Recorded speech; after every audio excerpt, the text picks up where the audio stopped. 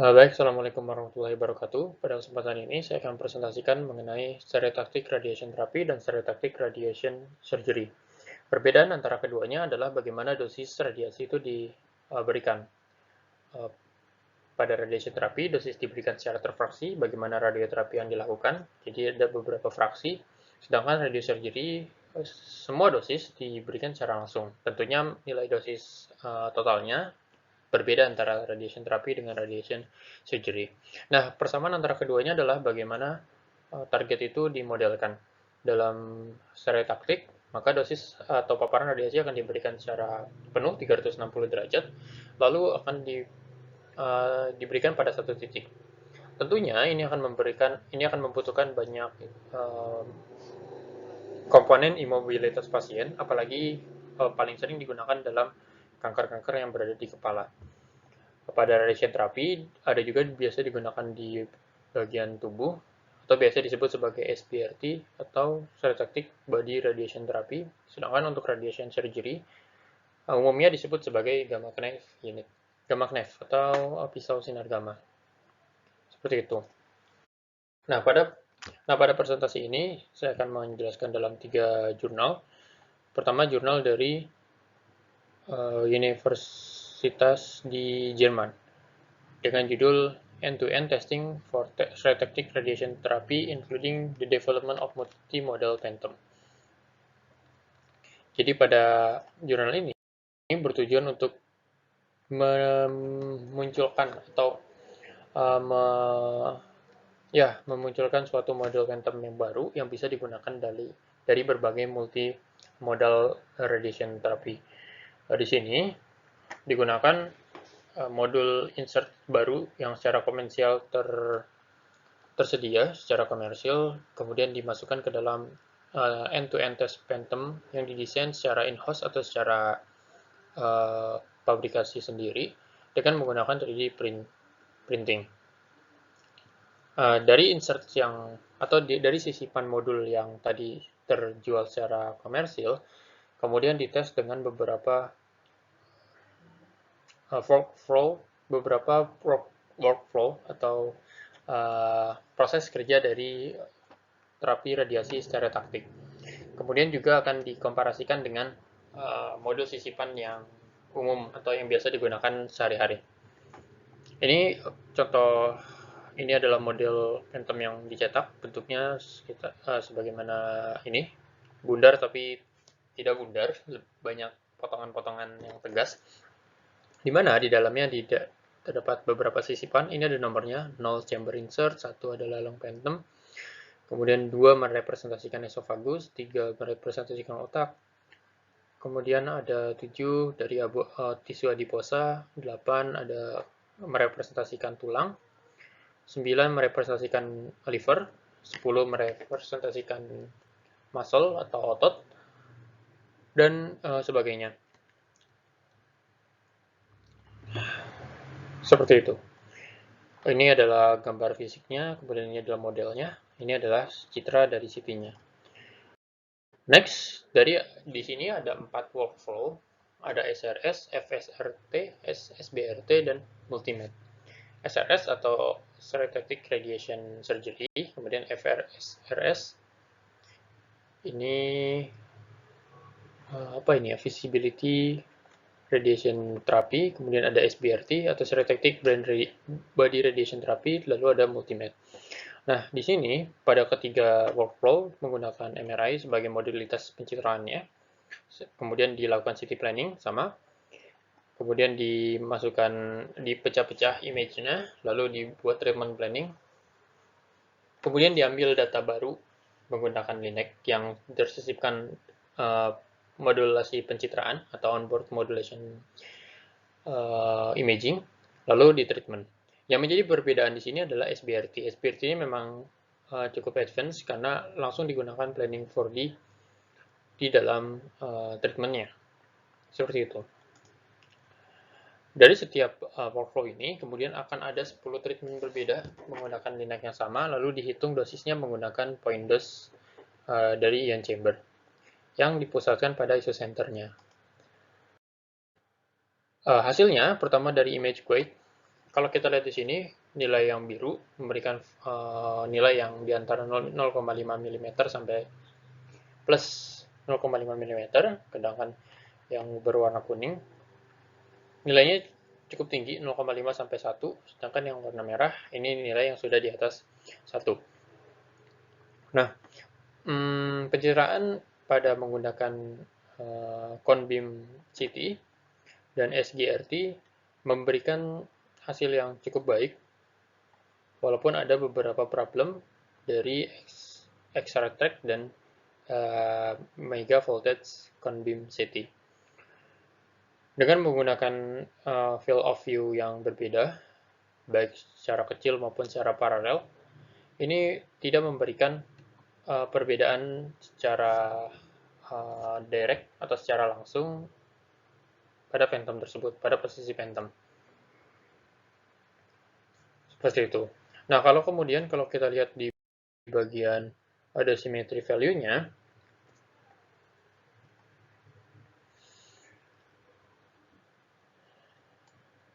nilainya cukup bervariatif ya. Kalau misalkan dilihat dari FSRT menggunakan frasa HD, ini kalau dilihat standar deviasinya cukup tinggi dari beberapa titik planning 1-10. Ini penyebaran planningnya ada di jurnalnya, cuma itu hanya perbedaan beberapa parameter-parameter saja. Kemudian kalau dilihat yang berwarna biru ini merupakan perbedaan dari target dose yang diplot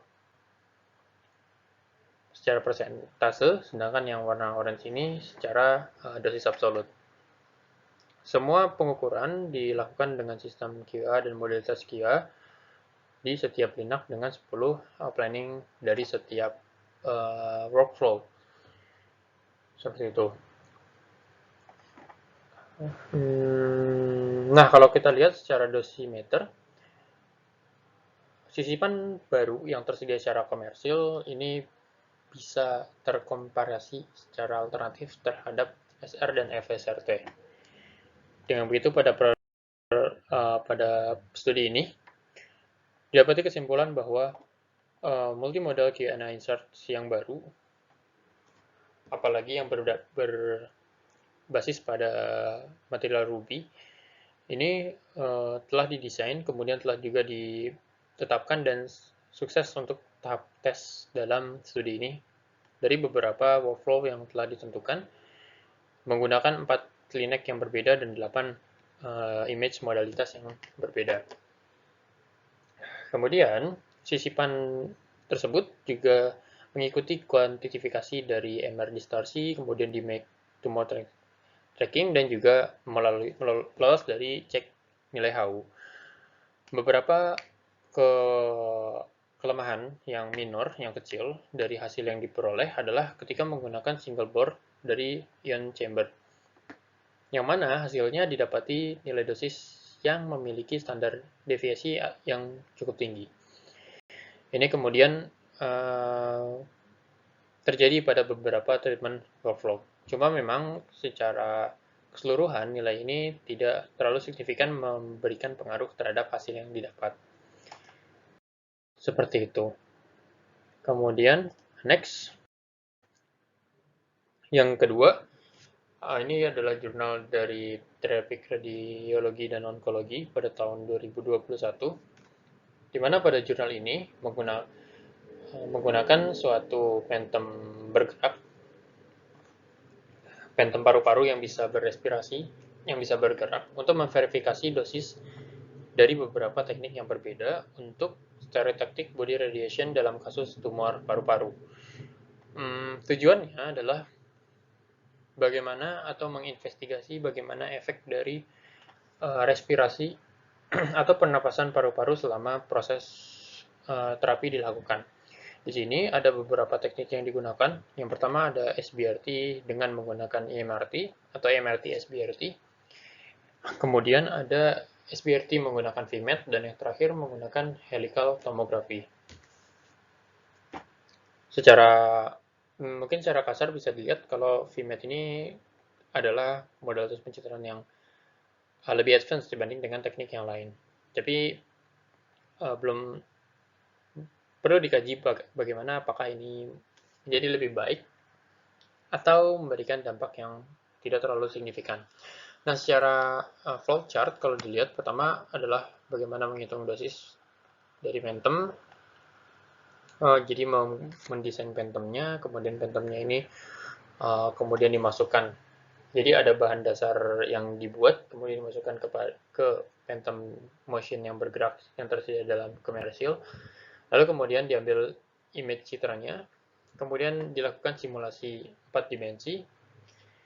Selanjutnya dibuat planning dengan VMAT, IMRT, dan HT atau helical tomography untuk SBRT pada kasus paru-paru. Selanjutnya dosis pada tumor dihitung, lalu dilakukan analisis secara statistik. Di sini peneliti membuat atau mengembangkan suatu phantom tumor yang dapat digunakan yang digunakan atau disisipkan dalam phantom bergerak yang tersedia dalam komersil. Dosis dihitung dengan menggunakan beberapa three different respiratory amplitude respirasi yang berbeda. Ada 3. Nah, kemudian untuk pengambilan data citranya menggunakan 4 dimensi CT yang kemudian diidentifikasi bentuk tumornya dengan menggunakan internal target volume. Selanjutnya, seperti tadi dalam workflow-nya, akan dibuat 3 planning, AMRT SBRT, VMAT SBRT, sama HT SBRT.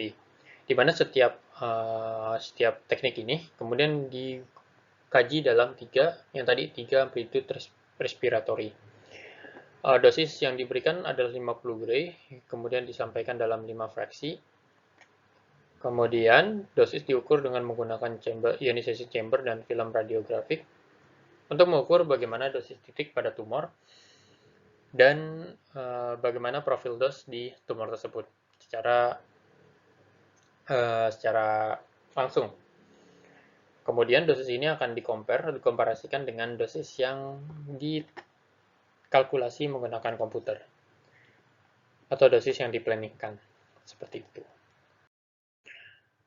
Nah, bisa dilihat bagaimana prototipenya. Pertama, untuk Phantom yang bergerak, Respiratory Motion Phantom, dia menggunakan CIRS. Ini yang berwarna putih ini, CIRS Thorax Phantom. Di mana CIRS Phantom ini bisa menentukan bagaimana cycle atau siklus dari pernapasan dan seberapa besar pernapasan itu dibuat atau terjadi, berapa amplitudenya. Kemudian dibuat Phantom yang merepresentasikan paru-parunya, tapi paru-paru di sini adalah paru-paru yang memiliki sisipan tumor. Jadi menggunakan bahan dasar di sini disebutkan bahannya, tapi lebih kepada bagaimana bentuknya. Jadi ada bentuk silinder, bentuk yang semi silinder, dan bentuk yang sferis. Ini adalah thorax phantomnya. Kemudian dimasukkan sisipan helmet phantom. Lalu nanti thorax phantom yang motion ini akan bergerak sebagaimana set amplitude yang diatur. Di tengah-tengahnya, di senternya akan diberikan dosimeter. Nah, kemudian ini adalah parameter planning yang dibuat untuk penilaian terhadap planningnya menggunakan penilaian umum, yaitu ada CI, Conformity Index, ada HI, Homogeneous Index, dan juga bagaimana keduanya itu dikomparasikan. Kalau kita lihat di gambar ini, gambarnya nggak terlalu terlihat ya.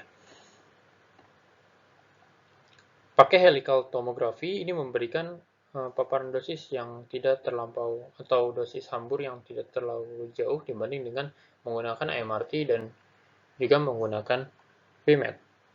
Tapi kalau kita lihat dari nilai HI-nya, di sini menggunakan nilai HI yang baik itu adalah bernilai 1, karena dosis maksimum dibagi dengan profil dos. Maka nilai yang mendekati nilai 1 adalah nilai dari HT, atau helical tomography. kemudian dilanjutkan dengan VMAT, dan yang terakhir adalah MRT. Ini juga jelas ya, secara kualitatif bisa dilihat yang HT ini dosis yang terhambur juga tidak terlalu jauh, seperti itu. Lalu apakah nilai ini juga berkorelasi terhadap dosis yang ditentukan? Dosis yang diukur maksudnya. Nah, kalau kita lihat di sini, pertama, dosis pada MRT dan VMAT serta HT nilainya masih dalam rentang 1,4. Tapi yang HT lebih kecil, 1,2. Dengan base difference yang perbedaannya tidak terlalu signifikan antara planning-planning yang dibuat. Jadi ini yang 18, 14, 10 ini adalah amplitudo respiratory. Sedangkan ini ada calculate dose, dosis yang terhitung di komputer, kemudian ada dosis yang terukur di dosimeter.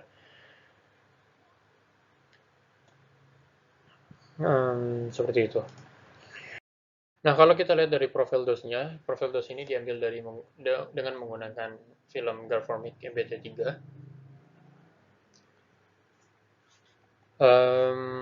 Semua film menunjukkan hasil treatment dosis yang mengcover 100% tumor atau 100% isodose curve. Tetapi pada helical tumor SBRT memberikan continuous couch moving during beam deliver along with the respiratory. Ya, jadi kalau yang HT, dosisnya kemudian bergerak, memiliki couch atau suatu kenaikan yang bergerak seiring dengan perubahan respiratory atau pergerakan dari pernapasan dari si phantom dibanding dengan MRT dan VMAT yang lebih stabil.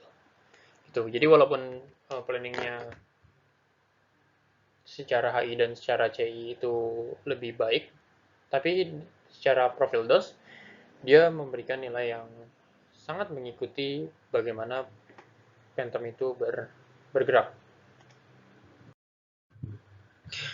Dengan begitu dapat disimpulkan dalam studi ini bahwasannya telah didesain bagaimana phantom baru yang dapat mensimulasikan pernapasan dari seseorang dengan beberapa amplitudo yang berbeda, yang mana ini merupakan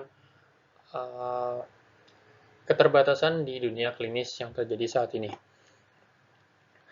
Termasuk juga dalam studi ini juga menjadi keterbatasan karena menjadi tantangan yang tersendiri. Due to the limited range of movement, beberapa rentang limitasi pergerakan dari toras phantom yang tersedia dalam penelitian ini, sehingga dalam pelaksanaannya hanya dibatasi dengan amplitudo yang di bawah 18 mm. Kemudian dalam studi ini juga tidak diukur atau tidak dianalisis bagaimana dosis yang terjadi pada jaringan-jaringan sehat yang berada di sekitar tumor. Dengan begitu, sangat penting untuk menginvestigasi bagaimana pergerakan pernapasan yang tidak konstan atau tidak periodik atau irregular, sebagaimana pernapasan manusia yang tidak sekonstan itu, dengan beberapa amplitudo yang berbeda, jelas, kemudian bagaimana dosis yang terdeliver di dalam tumornya. Namun, dari beberapa semua planning SBRT, perbedaan dosis yang terukur dengan perbedaan dosis yang dihitung dalam simulasi komputer hanya sekitar 3% perbedaan. Tentu ini bukan perbedaan yang cukup tinggi. Dan jelas, HT, helical tomografi tadi memberikan planning yang cukup baik secara HI dan CI, dan juga bagaimana dosis terdistribusi dibanding dengan MRT dan VMAT. Kemudian yang terakhir, jurnal oleh Kunston pada tahun 2020 yang berjudul Intracranial Stereotactic Radiation Therapy with a Javeless Ring-Gantry Linac Accelerator Equipment with the New Model Layer Multi-Leaf Collimator. Jadi dalam studi ini dilakukan visibilitas tes secara simpel dari beberapa workflow dalam kasus intracranial stereotactic radiation therapy menggunakan ring gantry Linac accelerator yang dipadukan dengan dua layer stack dan integrating multi-leaf collimator. Metode yang digunakan di sini ada 20 atau 20 klinis kasus klinis yang ditreatment dengan menggunakan radiosurgery C-arm linear accelerator. Jadi pada studi ini lebih kepada radiosurgery. Nah, dari data set tersebut, kemudian di-develop atau dikembangkan satu planning baru dari kasus yang sudah ada untuk kemudian di-counter atau dikomparasikan dengan klinis yang sudah dilakukan. Di sini dilakukan analisis berdasarkan populasi based dose volume histogram untuk target yang tercover dan target yang tercover dosis dan juga bagaimana otak sehat yang terpapar. Dari semua planning kemudian direview dan di assessment quality assurance-nya secara end-to-end menggunakan Phantom verification yang di-guided, yang di IMAC guides dengan simulasi treatment. Di sini ada goals-goals yang akan ditetapkan, bagaimana planning ini harus memenuhi goals-goals yang sudah ditetapkan ini. Pertama, nilai CI-nya harus dalam rentang 1 sampai 1,2. HI-nya 1 sampai 1,5. Lagi-lagi di sini nilai HI dan CI yang optimal adalah 1. Lalu limitasi dosisnya, ini ada brainstem, batang otak, kemudian spinal cord, tulang belakang, lalu optik, mata, dan cochlea. Kemudian untuk volumetric Vmat-nya, ini adalah parameternya. Kalau kita lihat dari GTV-nya harus V32-nya 100%, kemudian V42,5-nya adalah 0%, dan sebagainya.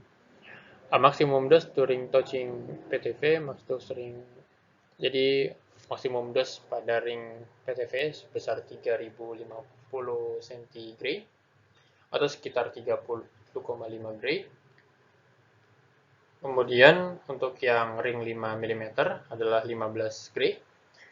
Dan dosis yang terpapar oleh wajah pasien sekitar 2 Gray menggunakan Vmat.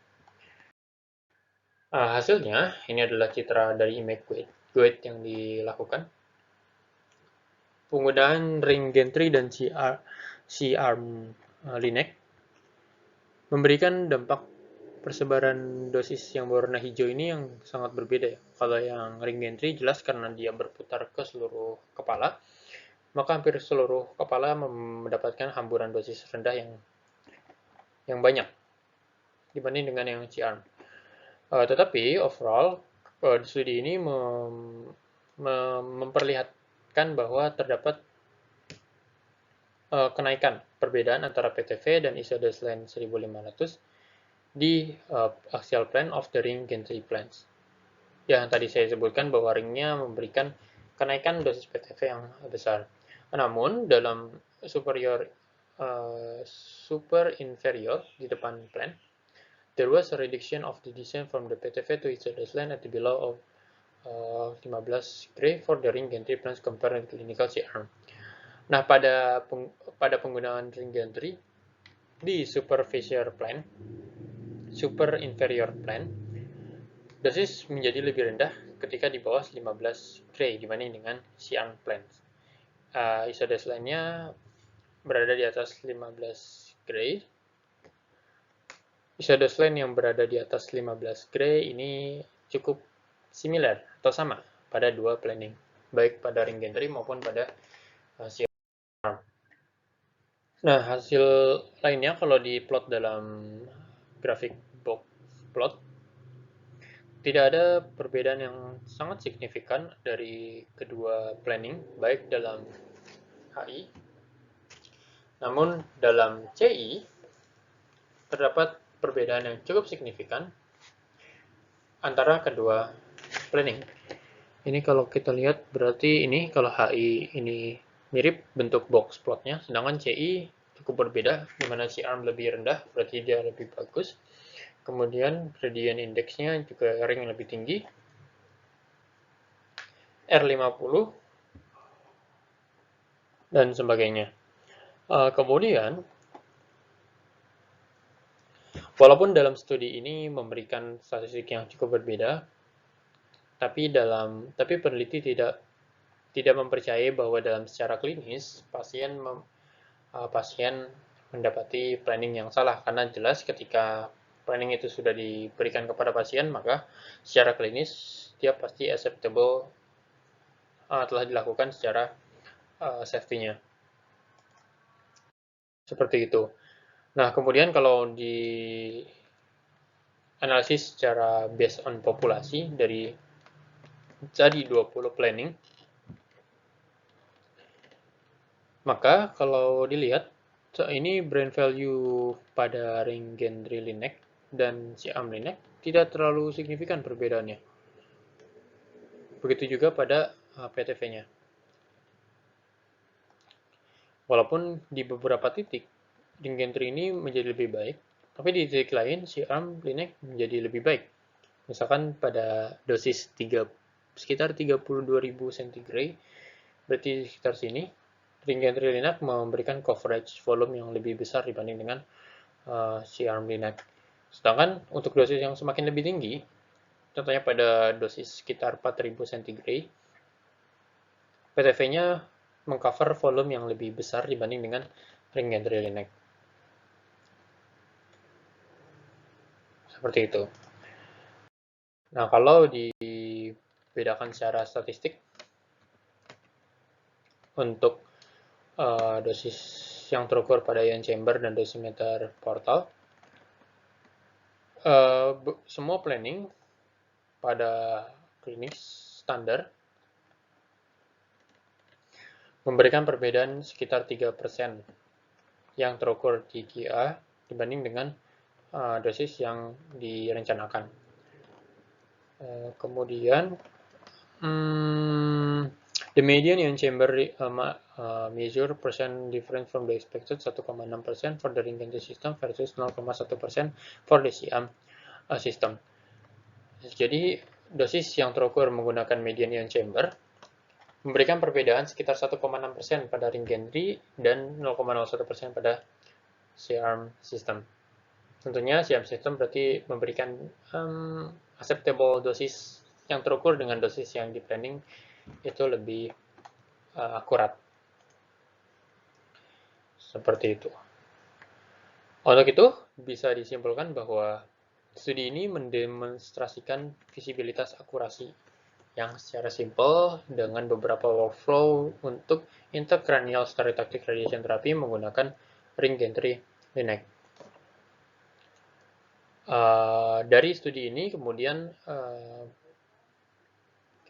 akan meningkatkan bagaimana standarisasi pendekatan SR atau stereotactic radiation surgery untuk populasi pasien yang lebih besar. Itu saja yang bisa saya sampaikan pada kesempatan saya kali ini. Lebih kurangnya saya mohon maaf. Assalamualaikum warahmatullahi wabarakatuh.